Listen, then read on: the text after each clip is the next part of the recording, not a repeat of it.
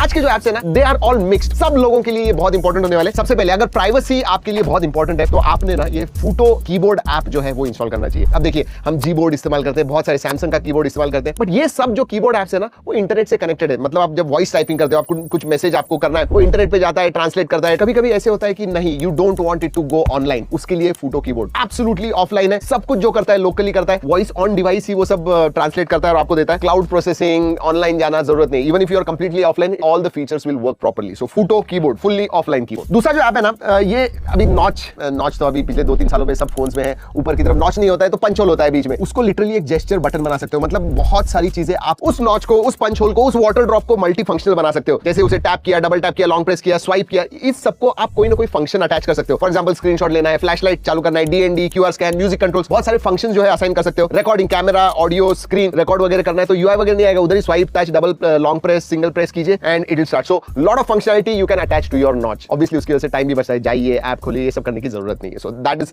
The second app. ये जो है फोकस फ्रेंड, वेरी इंटरेस्टिंग। मतलब अगर आप मेरे जैसे ज्यादा टाइम तक फोकस नहीं कर सकते हो किसी चीज के ऊपर, this is the one. Specially अगर आप थोड़ा ज्यादा डिजिटल डिटॉक्स करने की कोशिश कर रहे हो तो इस दोस्त को जरूर इंस्टॉल कीजिए। इसका नाम है फोकस फ्रेंड। ये एक बीन होता है बेसिकली, वो आपके जैसे जिसका फोकस नहीं होता है, यू नो एडीएचडी जैसे है, बट जब वो चालू करते हो आप, वो निटिंग मतलब बुनना चालू कर देता है। सॉक्स, स्वेटर, कैप, ये सब बुनता है। अगर आपने 15 मिनट उसे चालू रखा, उतने टाइम में वो बुनेगा। और जैसे जैसे आप ज्यादा टाइम देते हो उसे, वो ज्यादा बुनता है एंड आपको दिखता है कि it is creating something. At the same time आप फोन साइड में रखते हो तो आपका फोकस, जो भी दूसरी चीजें आप कर रहे हो, वो फोकस बढ़ता है। अगर आप फोकस नहीं कर पाते हो, बार बार फोन हाथ में लेते हो, this will be a good friend of yours. और थोड़ा गेमिफिकेशन किया हुआ है इसमें, मतलब लाइव एक्टिविटी आपको दिखती है। वो बीन की जो रूम है ना, वो डेकोरेट कर सकते हो। बहुत सारी चीजें ट्राई कीजिए। चलिए अब एआई के बारे में थोड़ा बात करते हैं।